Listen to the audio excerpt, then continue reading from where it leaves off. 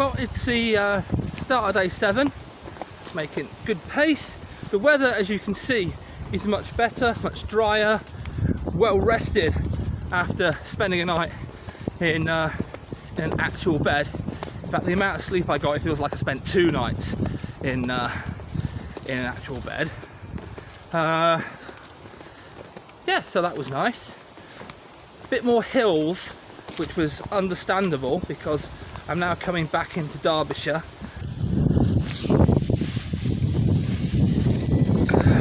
Oh, go Theresa! Eevee, come on! Look at Theresa go! Well, my hat casting a shadow in these videos is no longer a problem because I've lost it. Well, when I say I've lost it, I haven't lost it. I know exactly where it is. About 1.5 miles over there, where I sat down to figure out exactly where I was going to do this video. And it's a shame really, because I wanted to show you, and it's a shame that I didn't, take the photo before of it. But it started to fade, where the rain has washed the sweat out. It's sort of bleached, and it's going from dark green to sky blue. And I would really like to have, got the hat all the way to sky blue. But there you go. Anyway, where I am is where HS2 splits into 2. Back over there is the East Midland Designer Outlet, for those of you who know the area. Not going to do much good for their business with HS2's construction compound, well, construction right on their site. It then goes from embankment there to cutting, comes out here, and it will be viaduct one way and embankment the other way, as the main line goes over there and the branch line to Sheffield and Chesterfield goes that way.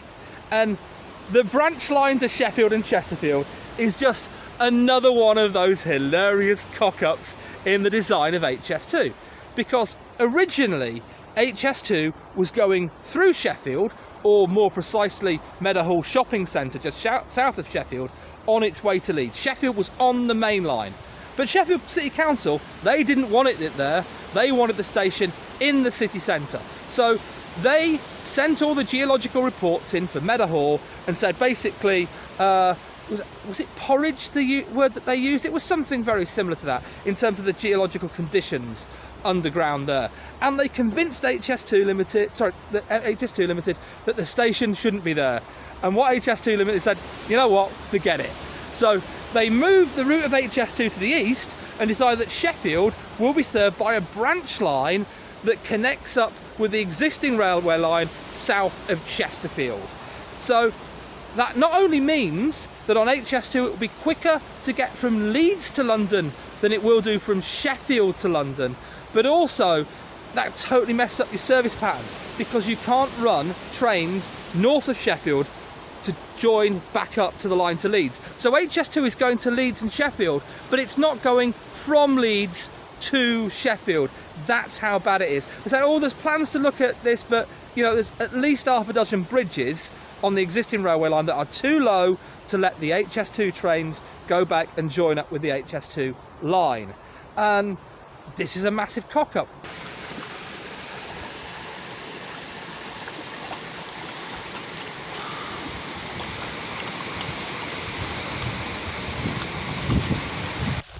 I will definitely have done the greatest distance in a single day today.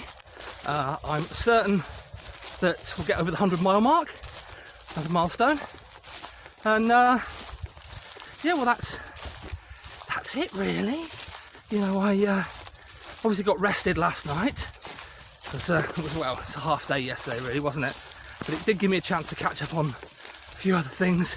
And oh my god, yeah, the article in the Independent, yeah, sort of went down the way that I expected in certain quarters. And one of my trolls decided to upgrade himself to full stalker status, I think. There's a dog in there somewhere. Oh, there it is.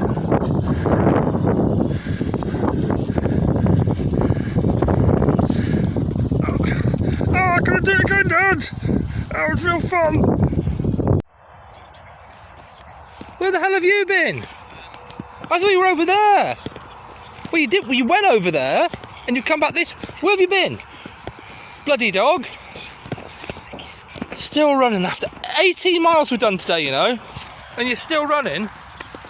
Where are you? Bloody dog.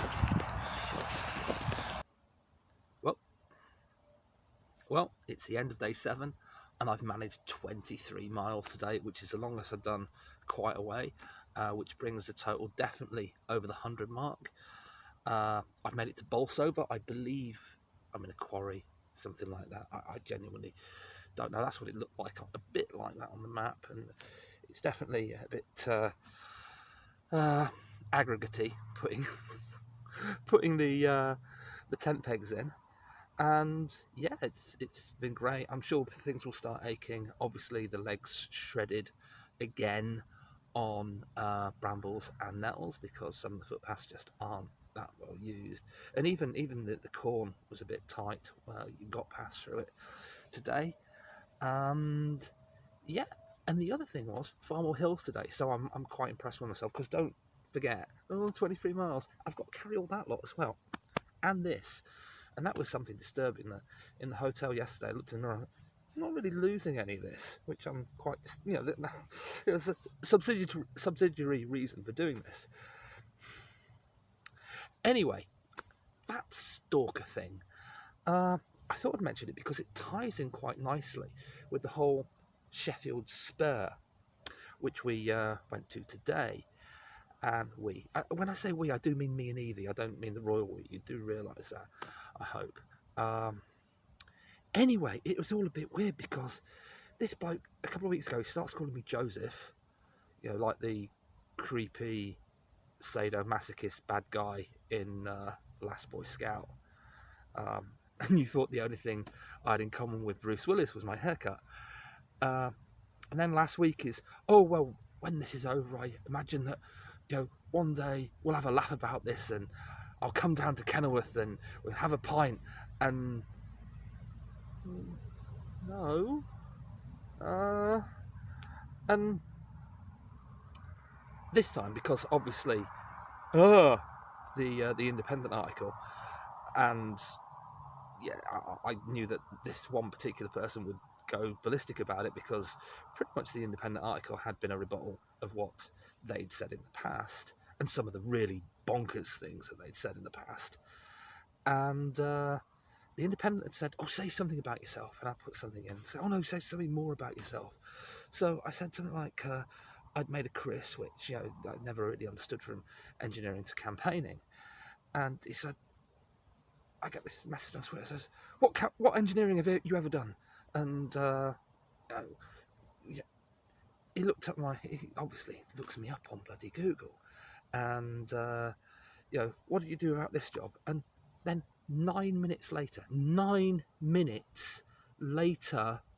he's replying, because I haven't, because, oh yeah, like I'm just sat at a keyboard this week.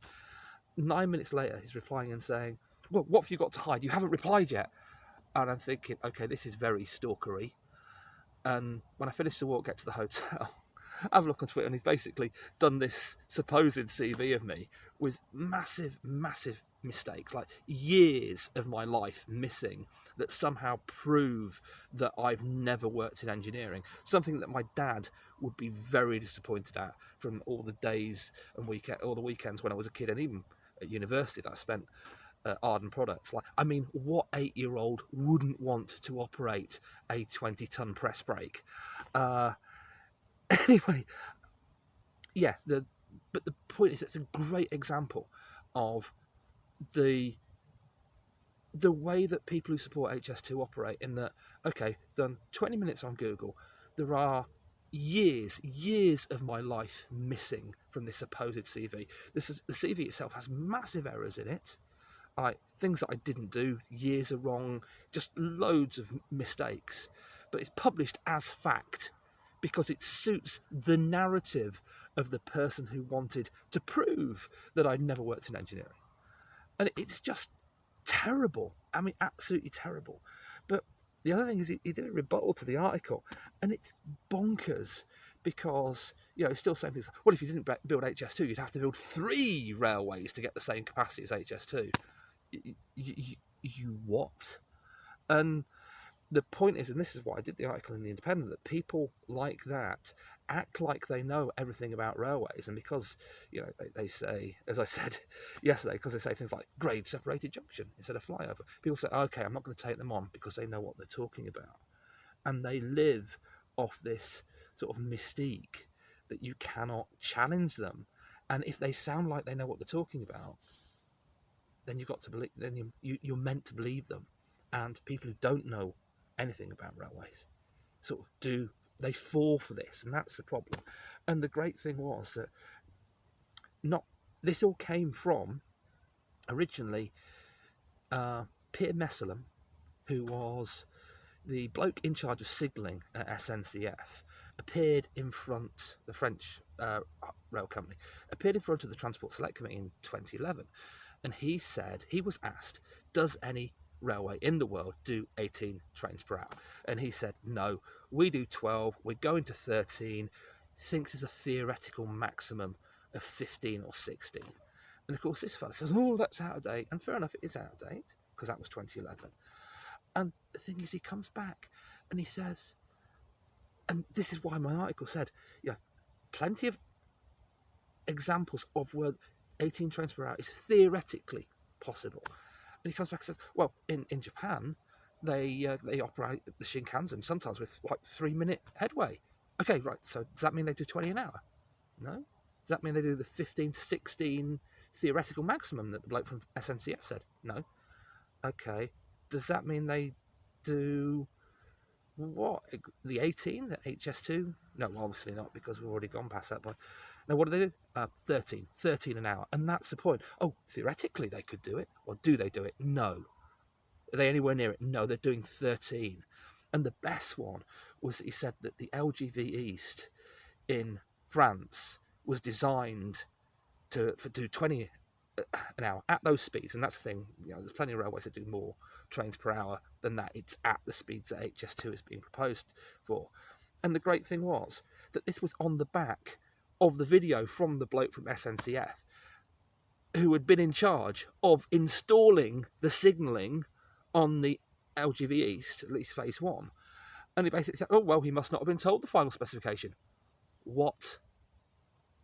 Right, he appeared in the Transport Select Committee 4 years after LGV East opened, and you're saying that you know more about the signalling system that Pierre Messelem was in charge of installing than Pierre Messelem does. And he's sticking with it. And this is how bonkers these guys are. So, director of SNCF doesn't know what does he know about running railways? And in my article, I quote Chris Stokes, former British Railway. Oh, he doesn't know anything about running railways. And as I believe I said this before, this is what you're up against with these fanatics who are for HS2. Anyway, that's that out of the way. I know. I just remembered the other part of that bonkers rebuttal was that in the Independent article, I pointed out that proponents of HS2 keep saying the tracks are full. There's no physical room for any more trains.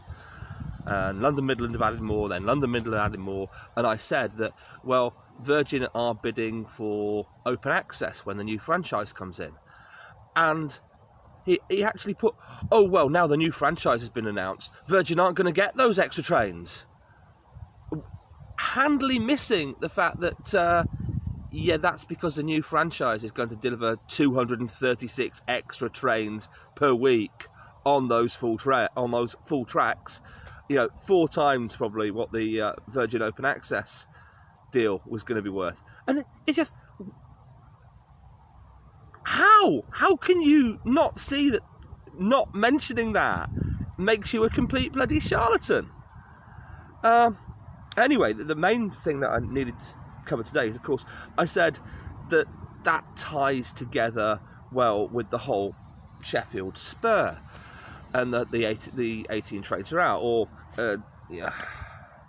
actually, there's a central bit of HS2 between the Birmingham Delta Junction, the north end of it at Waterorn, and where HS2 splits into the Leeds and Manchester legs, which I walked on day 2. I didn't cover this bit.